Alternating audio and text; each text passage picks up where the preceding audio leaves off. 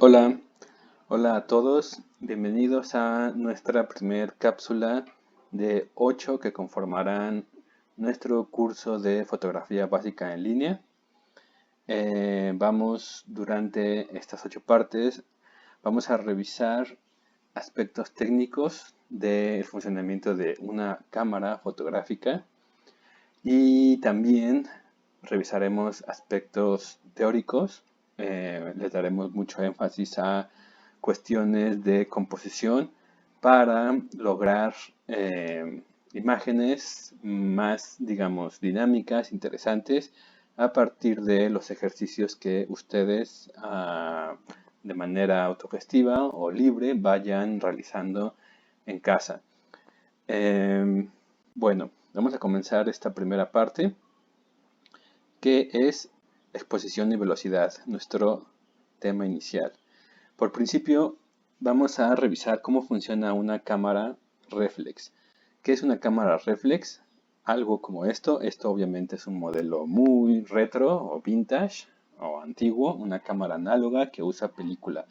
Pero las cámaras digitales reflex actuales pues tienen los mismos elementos que son estas lentes móviles a partir de la rotación y sobre todo el dispositivo de espejos. Sé que no todo el mundo tiene una cámara reflex en casa, pero la idea es que algún aficionado a la fotografía, pues a partir de conocer el funcionamiento de la cámara y de los resultados que podemos lograr, pues se decida a comprar un equipo de estos, o también para aquellas personas que sí cuentan con una cámara reflex pero no saben utilizarla, por lo que de modo manual, por lo que la utilizan solamente en el modo automático. Entonces se pierden de todas las posibilidades que les ofrece su equipo. Entonces también para ellos va dirigida.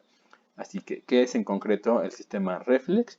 Es un dispositivo, un mecanismo de espejos que hace que la luz que entra por nuestras lentes sea lo mismo que vemos a través del visor. Cuando nosotros nos asomamos al visor hay una mirilla que observa justo lo que la cámara ve. Cuando no hay un sistema reflex, cuando no es una cámara reflex, el visor está a un lado, por lo que hay una diferencia de unos cuantos centímetros entre lo que vemos y lo que en realidad está tomando la cámara. Esto se vuelve evidente cuando fotografiamos algo que está muy cercano, entonces hay una diferencia entre el encuadre resultado y lo que nosotros creíamos que íbamos a lograr.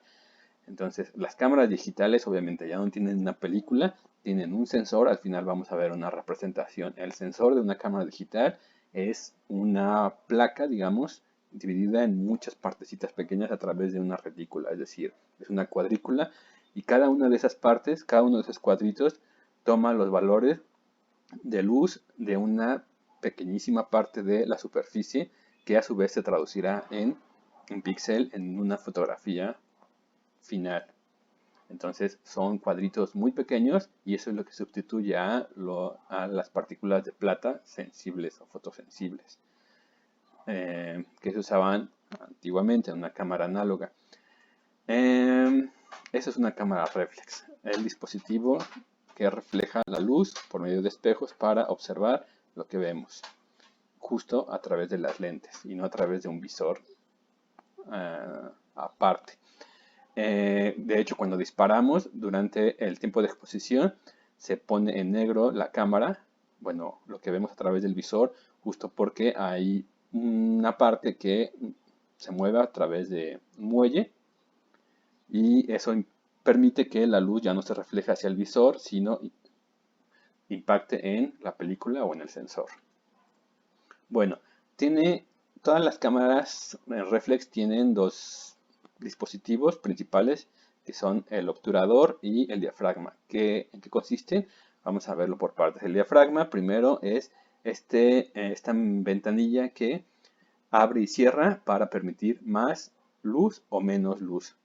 Los valores más pequeños, F, así se simboliza el diafragma con F, 1.4, 2, 2.8, etc. Los más pequeños son las posiciones más abiertas y por el contrario los valores más grandes corresponden a la posición más cerrada del diafragma.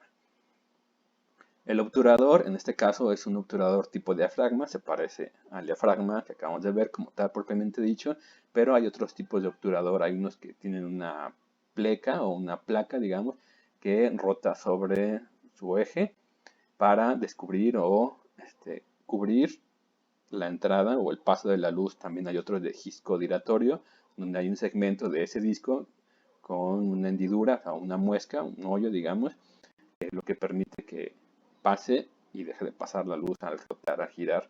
Este obturador tipo diafragma se abre y cierra rápida o lentamente dependiendo de los valores que le asignemos. Aquí tenemos una escala, las cámaras varían, pero esto digamos una escala muy amplia, nos permite variar desde milésimas de segundo hasta 30 segundos. Vamos reduciendo de 30 a 15, 8 segundos, etcétera, hasta llegar a 1 y luego fracciones. En las cámaras más nuevas, siendo una cámara antigua, tendrán un estabilizador de movimiento. Esos movimientos involuntarios con nuestro pulso al disparar que hacen que la cámara, que la foto resulte borrosa. Entonces, normalmente unos 60 fracciones de segundo hacia arriba era lo que nos permitía tener la cámara en mano libre y tomar sin que se moviera la cámara. Ahora nos permite llegar hasta estos valores, pero al acercarnos a medio o un segundo para arriba, pues aunque tenga la cámara un estabilizador de movimiento, pues va a salir borrosa la fotografía, perdón. Por lo tanto, necesitaremos un tripié, un trípode o apoyarnos en algo para evitar ese movimiento no deseado. Bulbo es una función en la que el obturador permanecerá abierto por el tiempo que nosotros mantengamos presionado el disparador. Esto sirve para hacer tomas nocturnas donde hay muy poca luz. Entonces necesitamos un tiempo de exposición muy amplio. El tiempo de exposición pues es el tiempo que la película o el sensor son impactados por la luz que pasa a través tanto del obturador como del diafragma. ¿Cuál es la relación entre estos dos componentes, diafragma y obturador? Es que obviamente a mayor cantidad de luz que pase por el diafragma cuando está muy abierto, la velocidad que necesitemos será menor. Y por el contrario, mientras más amplio sea el tiempo de exposición o más lenta sea la velocidad de obturación, o sea, 30, 15, 8 segundos, menor menor cantidad de luz necesitamos, por lo que podemos usar diafragmas cerrados. Las cámaras tienen un modo prioridad diafragma, donde nosotros ajustamos el diafragma y la cámara establece el valor de la velocidad correspondiente para que nuestra foto salga expuesta. O por el contrario, modo de prioridad obturador, donde nosotros manipulamos la velocidad y la cámara ajusta el diafragma dependiendo de lo necesario. Entre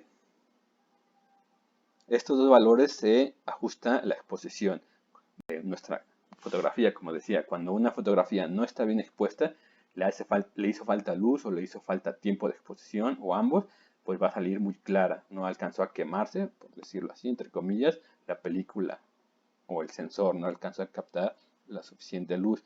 Por el contrario, si es demasiado tiempo y demasiada luz, va a salir muy oscura. Se quemó el negativo o el sensor captó demasiado la luz.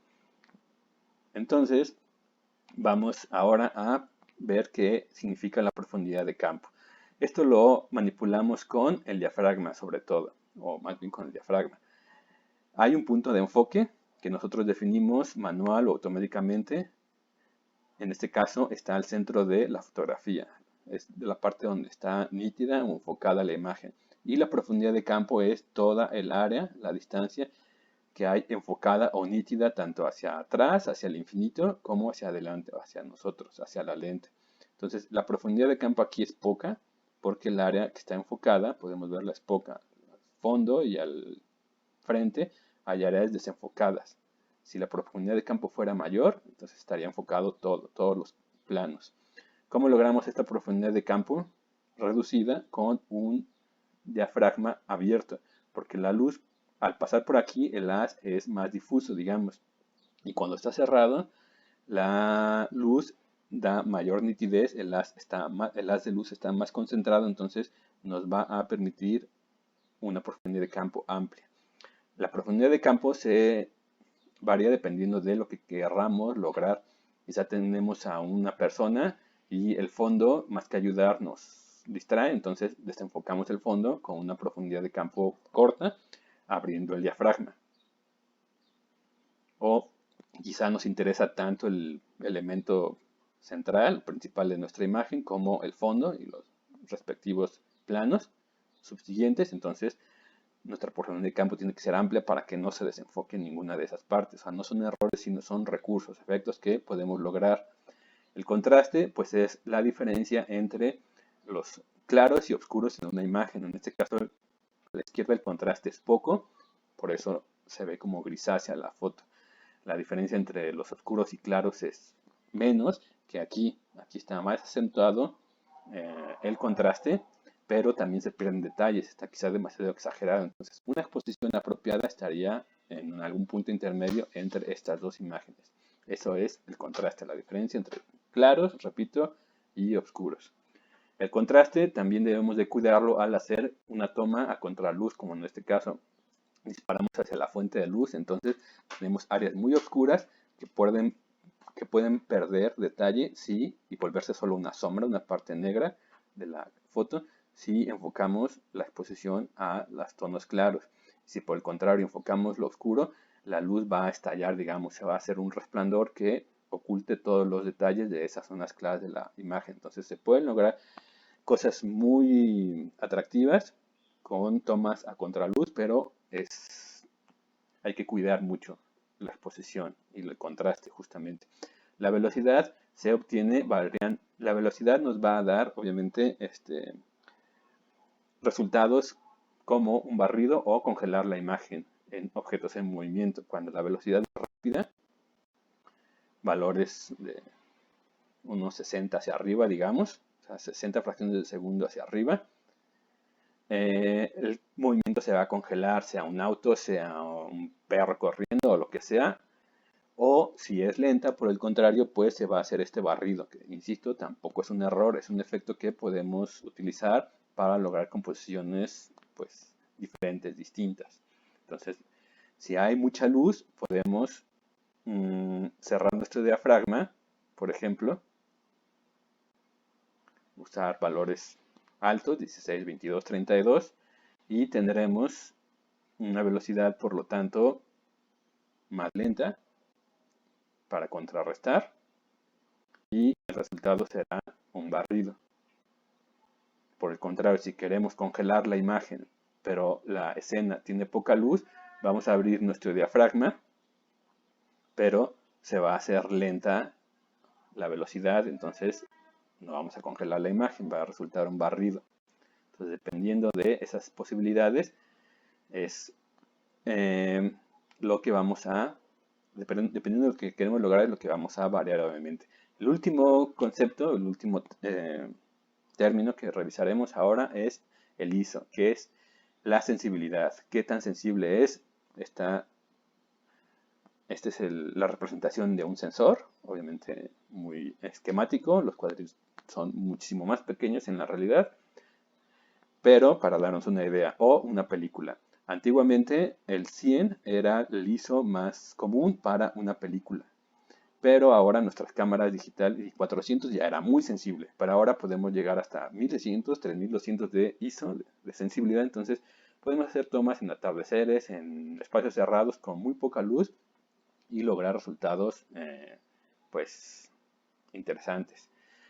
Hasta aquí llegamos con nuestra primer cápsula. Dejo mi correo en el primer comentario de este video para que puedan enviar sugerencias, comentarios, dudas, etcétera, y ejercicios, sobre todo, en el caso de que así lo quieran, porque esto se concibe como un taller, por lo tanto, la idea es que ustedes hagan ejercicios y pues podemos tener esa retroalimentación sobre la práctica que vayan teniendo.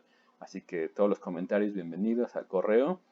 Y pues eso fue todo. Revisamos, creo que lo más importante, muy sucintamente, de nuestro primer tema del día de esta cápsula y nos vemos en los siguientes. Gracias y hasta entonces.